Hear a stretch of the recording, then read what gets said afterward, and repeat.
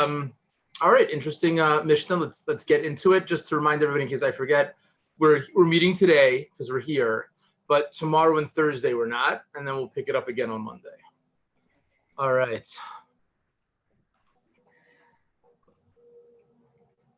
We are moving right along the fourth chapter, and today is Rabbi Dr. That's probably a nickname or like a pseudonym. They're different. The Bartanur, Rashi, different people understand this name to be referring to somebody. I don't know that for us it's got much significance, but anyways, Rabbi Naharai Omer. Naharai is likely a place. Okay, Havigola lamakum Torah. A person. Gola it's a play on words, right? In English, it's exile. Gola means to put yourself to a place of Torah. If the way the commentators understand this, if the place that you're living in now is not a place of Torah, the person is living, in Jerusalem, and there's a yeshiva on every corner, so then there's no reason to move. But if a person is fixed in a place that does not have places of Torah, then they should put themselves in a self-imposed exile to Torah. And a person shouldn't say that they'll like the scholars, the Torah will come after that, which is itself like an interesting thought. Like, why would a person, like, I shouldn't have to go to college. College should come to me, right? It's a very strange, right? I shouldn't have to like learn a vocation. Someone will come and teach me how to make shoes or a table. It's a strange assumption. Anyways, shechavei recha yakimu biyadi. Sorry, we're gonna, I don't know, admit all. Okay, I don't know how this works. Okay, yikaimuha biyadecha, right? So also, it is your fellow student who will make it permanent in your hand, meaning the wisdom. Torah that's learned by an individual, the rabbis were always concerned of the subjective nature of a person, that we rationalize, that we tell ourselves things all the time. So if a person doesn't have kind of some checks and balances and another person offering a more objective perspective, so then a person will get lost because they'll lose the kind of the grounding. And then this is a quote from Proverbs, right? I don't know why this thing's popping up. We're going to admit all, and hopefully that, I don't even know. Hopefully that works. Okay. So there's something really interesting here about the idea. A chavrusa, a study partner, is the root of the word. The root of the word is chaver. And the Gemara tells a famous story about a certain rabbi. Here, we can stop the sharing. A certain rabbi, when when he lost his study partner, he said, chavrusasi o musasi, right? Like, give me my study partner or give me death. Right? A life without a study partner, how are you supposed to be able to acquire wisdom? And I think there's obviously a deep teaching in this in terms of the need to not be in isolation, both to be connected to other people, because it's not good to be alone, but also as we pursue the truth, as we try to understand our role in this world, if we're not attached to people who can kind of keep us honest with it, so then we just draw lines around our own existence. This, like the teachings that we've seen in this entire chapter, is really about shifting from an institution to kind of communal Jewish living, as opposed to having a temple and sacrifices and these types of things. And so again, there's this emphasis on the need to hold each other responsible and to feel the ownership of our own choices. So a person could think to themselves, listen, God didn't choose to be alive. God put me in this world. God wants me to study and learn Torah and do those things. Okay, so let God figure out how I'm supposed to get there, right? Let God pay my bus ticket.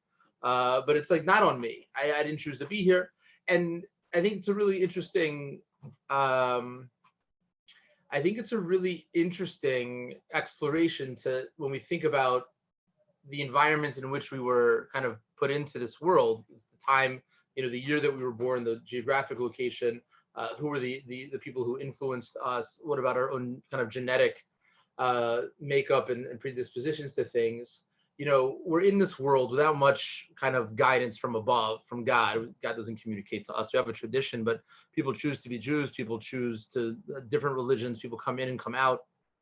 How much of a responsibility is there on the individual to prioritize these things? It's interesting, I think, to think about how some people are really guided and motivated to like, no, there's nothing that's more important. There's nothing that's more important than trying to figure out what we're supposed to be doing in this world, to explore why we're here. And there are other people who are like, yeah, that's a waste of time, right? We're here because, two people got together and made me. And so like, I'm here. And so like, you want to make the best of it, but part of it is just about getting through it and having fun. So I don't know. I'm curious how people responded when they read that part of the Mishnah, that the wisdom's not going to come to us, that we have to go and find the wisdom. Did anyone react strongly to that? Ben, my square, yeah. Susan. I have a question that I just don't exactly understand. I know that a lot of the Chabad see it as their purpose to bring the wisdom. And I can think of somebody who's in my hometown of Duluth, Minnesota, where there are very few Jews anymore and very few, and he's really the only Chabad, and he will have very little to do with the Orthodox because they are not good enough, for him. So I'm just thinking, how can he be, I guess he could, well, no, this is before online. I mean, is he learning and growing, or just seeing that it's his responsibility to bring his ideas to other people? And I know there are a lot of Chabadniks like that. So I just don't know what their reaction would be to a statement such as this. Yeah, it's a great question. The world of Jewish outreach is a relatively new world. It's certainly, before. It's a longer conversation about the role of different movements within Judaism.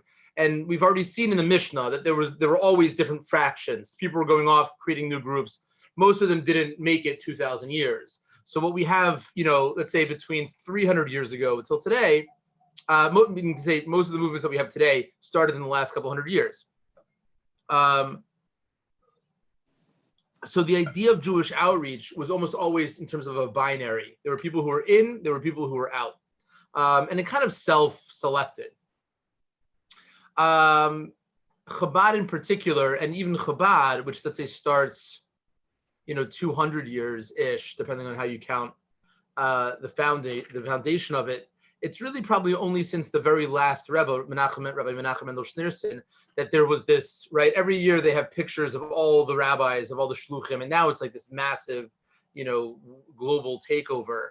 But you look at the pictures, from the people from the 70s. There's like a dozen people. There's 2 dozen, 3 dozen, like Chabad shluchim. You could everybody, and even now most people still know many of them. So I would say, not that I'm Chabad and it's not my job to defend them. On some level, they're in community with themselves. Like their community is kind of this 770 Eastern Parkway is kind of their Jerusalem, right? Their temple. And then it expands outward. Jewish outreach, I think, is something that me personally certainly resonates that with under different languages, meaning we want to help people. We all want to help people have better lives. To the extent that we think that there's tools, within Jewish wisdom that can help people feel, like they're more empowered or to give them comfort. So then there's something kind. Shluchim, thank you. Shluchim means to be sent, like they're emissaries, they're messengers, right? In part from the previous rabbi who dies in the 1990s and has not been replaced. Which itself is the theological issues of how do you have Chassidim without a rebel, but that's also beyond the scope of this. So every different movement, and I would say that Chabad is certainly a movement. I think Chabad, people want to put Chabad under orthodoxy, and not to say that they're not orthodox, but it's certainly its own movement. It has its own customs, it has its own standards of culture, and its own theology. They do a lot. It's an impressive thing. Even if we disagree with a lot of it, it's an impressive thing. So I think one of the things that they're sensitive to is that there needs to be, if you're going to go out into the field, you have to feel really connected to the roots back home. So I think it's tricky. Yeah, there was another hand that was up. Yeah, please. Whoever who had their hand up first, just start talking. So, I belong to a chavruta on Tuesday nights, and there's a world of difference reading the material myself and reading it with other people. And it's not just the sharing of ideas. There's something alive and organic about it. There's something about being in community that adds a dimension that it's not even necessarily, it is an intellectual dimension, but it's beyond that. There's something that goes into my whole being because I'm doing it with other people. So that means a lot to me. That's beautiful. Yeah, there's more God. The more people, the more God is in the room, right? There's a way in which we can access different parts of the Torah because of the people who are there in the roots of their souls. Very beautiful. Chana, yeah. So do we have to take it just in terms of literally that you are going from a place to a Never. We place? never have to limit it to just the Or Torah. it can be just sort of something internal where you search for the Torah, so you have to go there to find it and not think that it will come after you, that all of a Yeah. sudden you'll have it. Yeah. That And I doesn't think have it's to so. be, Yeah, sorry, go ahead. no, Yeah. that it just doesn't have to be sort of uprooting you from one place to another in order to find the Torah. Yeah, it's really interesting because if you think about it in that way, it applies to everybody. It's strange to write a Mishnah, especially coming out of the time and the place where they are, where the intended audience is not in communities of Torah. Like for the most part, they were. So I think you're right that there's a deeper kind of universal message, which is that to really access Torah, the truth is we have to kind of go out of our comfort zone. Right? Like we have to kind of self-exile. Like if we stay in and this is true about the universe, if we stay in like-minded spaces where we hear the same reverberation of our own thoughts and ideas, we don't expand. And it's not just because each person can be an expert in a different thing. And so there's a greater kind of collective intellect there. But it's really important to hear things that you disagree with. The Mishnah itself, right, is filled in the different tractates with different opinions that where people are arguing with each other. So there is something to be said about. So for those of you who don't know, the Daf Yomi cycle, it's a 7+ year cycle of learning a page a day. Started a new tractate yesterday. I do not do Daf Yomi. When I studied the Talmud, it was at a different pace. My wife Wendy has done brachos and Shabbos and Eruvin on a different cycle. My favorite tractate is this tractate, Psachim. It's not her favorite. And so when she was thinking about starting it, she said, well, when we come to Psachim, I'm not really interested in doing it. And I said, I'll tell you what, if it helps, it's my favorite tractate. I'm happy, I'll study it with you, right? And she's like, okay, if you do Psachim, I'll do the rest. It's like, fantastic. So last night was the first night. We didn't get past the Mishnah. I was reading, it was late. And I've seen that Mishnah, without exaggeration, over 200 times. Like I know the Mishnah very well. So I was reading it kind of by heart and translating it the way that I translate it. And I don't know, 10 seconds into it, she says, no, that's not how you read the Mishnah. That's not what the Mishnah says. And I said, yeah, it is, right? This is what the Mishnah means. And she says, no, that's not how you read it. And let's just say it was a very, very late night. It was a very late night. We finished the entire daf. We finished the whole page. And we each could hear what the other was saying, but we each also felt so then we started opening up all the other books and see how everybody else, and then we got into this disagreement about what the other books were saying about this text. That's all to say, I don't have a therapist. I just needed to get it off my chest. We were arguing about a Mishnah. It was great. It was really beautiful. It was a lot of fun. But the point is that I never would have had that perspective had she and I not, right? Because the 201st time I would read the Mishnah, it would be the same as the 200 and the 300. Because if that's all you do is hear yourself speak, so you don't actually get to expand to another perspective. For those of you who are looking for Daf Yomi, like an excuse to do it, Psachim is a great tractate. It's a huge undertaking, and I think now there's more resources than ever. There's a wonderful woman in Jerusalem who gives a Daf Yomi shir. and she was the one who put together the Sima Shas in Israel last year for women. Wendy and I were there together. It was really powerful. Anyways, lots of resources, but the point is, if you hear yourself give the lecture, you're not going to learn anything new. But if you hear somebody else gives a lecture, then it's possible to learn all sorts of new things. I think there was another hand as well. Saul. So, Rabbi Dr. Hertz. Yeah, sure. Says in his footnotes, the particular part of this Mishnah about that the Torah will come after you is about Rabbi Eliezer ben Arach. Yeah, who he himself. That when his teacher died, he went and moved himself off someplace away, and he lost Torah. Yeah, because he was away. He was away from the Jewish community. So modern people take this to say you should not move away from a Jewish community. Any of us, we should always be near a Jewish community because it gives us support, because then there are other Jews, and maybe we'll remember to have kashrut, and maybe we'll remember not to work on Shabbat. All of that's, I'm interpreting Rabbi Dr. Hertz. But then you get the community pressure that says you have to live a certain way. You can't be gay. You can't be trans, because Judaism doesn't like it unless you have a rabbi like you who's going to fight the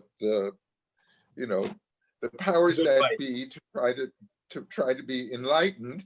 But to stay in a community where you're not welcome because you're different, just because the Mishnah says so, is, for us moderns, is not a good idea. Yeah, it's something that is very tricky to apply today, because you're right. It's not fair to ask somebody to stay in a community that doesn't want them. And even last night, a person of color transitioned female to male, wants to convert, had a conservative conversion to Judaism, and now wants to have an Orthodox conversion. And I said, I'm happy to be supportive, but we need to find the community. If you want to be an Orthodox Jew, you have to be in an Orthodox community. We have to find one that's going to be validating and affirming. And he said, yeah, but what does that mean? It means this is going to take some work, right? And I think that there is something, when it's done properly, right, it can be a huge agent of change. Meaning, one of the things that we're seeing now is when people say, listen, I'm not leaving my community because I'm invested in my community evolving, and I feel empowered to cope with the struggles by attempting to affect change. So then when people say, listen, I'm not leaving because it's my community like it's their community, right? We each have the equal entitlement, and I don't want it to be homophobic. I don't want it to be transphobic. So you're 100% right. It's not fair to ask anybody to stay and to sacrifice, to try to make it better for others, because it rarely gets better for oneself so quickly, right? If it was easy, then it wouldn't be a struggle. It's a struggle that takes generations, often. But for people who say, I am going to stay, it absolutely changes. It changes that community. And I think one of the things that maybe the rabbis were sensitive to is that the Jewish people are their greatest resource, right? I remember when I was in Israel early on, there was a poster that said, our greatest resource, the state of Israel said, our greatest resources are people. And right, if you think about what are the natural resources of Israel, it's kind of in the middle of a desert, right? So it has some things to offer the world. Related to that it was my first week there, and it was right before my first Shabbos. I went to the little kiosk, little bodega there. It's called a makolet in Hebrew, to pick up some shot glasses. I was 19. In America, it's 21. In Israel, the drinking age is 18. So it was a bunch of guys from yeshiva was like, oh, this is really cool. We can just go and buy alcohol a few years early here. So I went to pick up some shot glasses. And the law is, when it comes to, for those who take vessels to the mikvah to immerse them, if they were made by Jews, they don't require it. If they were not made by Jews, then it does require it. So I said with my very bad Hebrew to the person who owned the store, it's were these made in Israel? And the guy behind the counter said to me, we make two things in Israel. We make falafel and we make bombs. Everything else we buy elsewhere and we bring in. So it's not completely true. But right, when we think about Jewish communities, right, being able to have continuity, if people leave and they don't go to other Jewish communities, then that's it, right? If every Jew after the diaspora, right, dispersed, after the temple was destroyed, dispersed to a community where there were no more Jews, so then that's it. In one generation, there's no more Jewish continuity because there's no more Jewish communities. So I think part of the sensitivity here is as the world kind of happens, you need to be able to create safe havens for Jewish customs, Jewish tradition, and Jewish communities to continue. So if you have to move because you have a job or there's a plague or whatever, then at least reestablish your place, both so that you don't lose Judaism, but also that Judaism doesn't lose you. Yeah. I don't know. Other thoughts on this?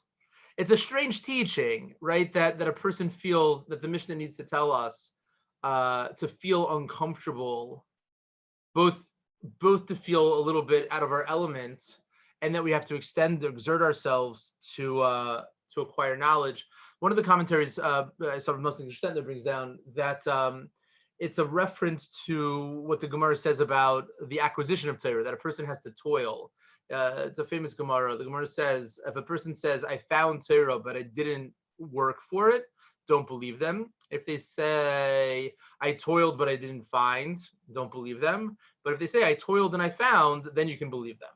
So I think part of what the Mishnah is giving over is that nobody is fed Torah in a way that like you can be passive and absorb it and then be able to produce it. It takes effort. It takes struggle. And when a person is willing to kind of extend themselves and prioritize it, so then you're actually able to both retain and to produce. So that might just be another reference there in the Mishnah. Other thoughts?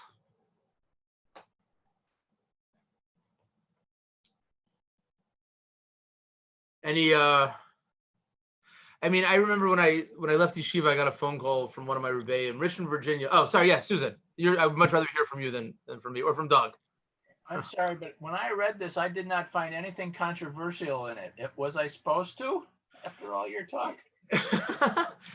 I'm not trying to stir up controversy. There's enough in the world. I think there's something interesting about a person being told that they have to search out the knowledge, as opposed to, right, everybody has the same 24 hours in the day.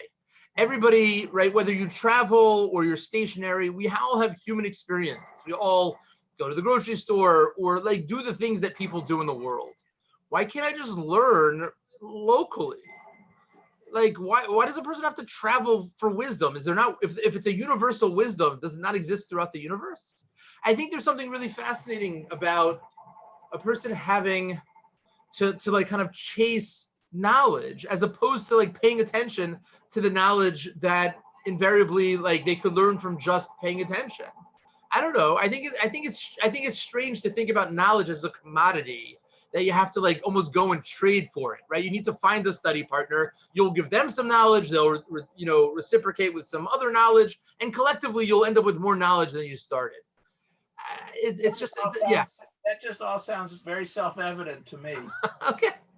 I don't disagree with you. You don't have to disagree with it. I just think it's an interesting way of framing it. Yeah, Hannah, more?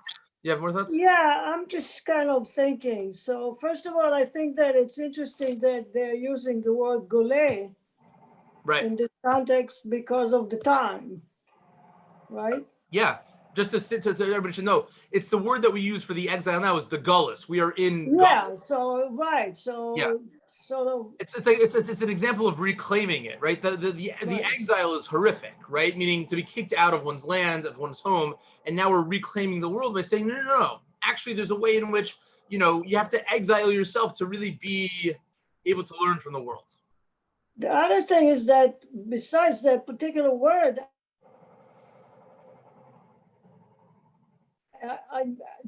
I don't see it in terms of a place. I see it more in terms of a place in your heart and mind. So the whole issue with the friend or the student or whatever it is to you.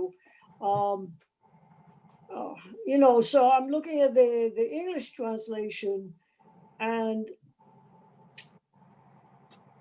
I'm not sure I understand it. You know what I mean?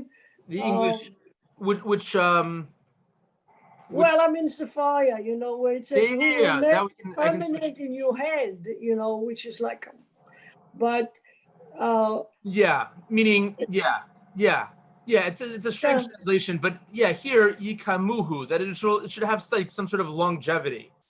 yeah, Right? well, it will keep it. You'll will keep it, right? That's exactly right. You'll keep it.